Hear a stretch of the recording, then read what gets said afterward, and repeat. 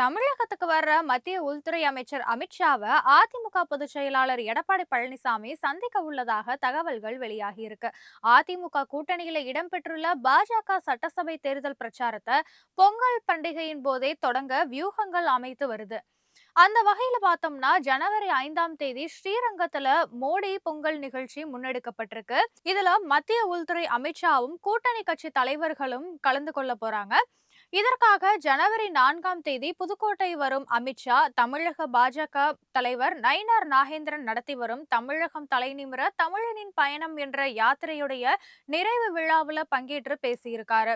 ஜனவரி 5ஆம் தேதி ஸ்ரீரங்கம் கோவிலுக்கு சென்று சுவாமி தரிசனம் செய்யும் அமித்ஷா மன்னார்புரம் ராணுவ திடல்ல 2000 பெண்கள் பங்கேற்கும் மோடி பொங்கல் விழாவில் கலந்து கொள்றாரு. அமித்ஷா கலந்து கொள்ளும் நிகழ்ச்சியில மத்திய மந்திரி பியூஷ் கோயல், பாஜக தேர்தல் பொறுப்பாளர்கள் மற்றும் மேலிட பொறுப்பாளர்களும் கலந்து கொள்றாங்க. திருச்சிக்கு வரும் அமித்ஷாவை அதிமுக பொதுச் செயலாளர் எடப்பாடி பழனிசாமி சந்திக்க உள்ளதாகவும் தகவல்கள் வெளியாகி இருக்கு. இந்த சந்திப்பின் போது தொகுதி பங்கீடு, கூட்டணி விரிவாக்கம், தேர்தல் வியூகம், ஓபிஎஸ் டிடிவி தினகரன் இணைப்பு குறித்து ஆலோசிக்க வாய்ப்பு இருப்பதா சொல்லப்படுது. அது மட்டும் இல்லாம ஜனவரி 5ஆம் தேதி திருச்சியில நடக்கும் மோடி பொங்கல் விழாவிலையும் எடப்பாடி பழனிசாமி பங்கேற்க வாய்ப்பு உள்ளதா சொல்லப்படுது.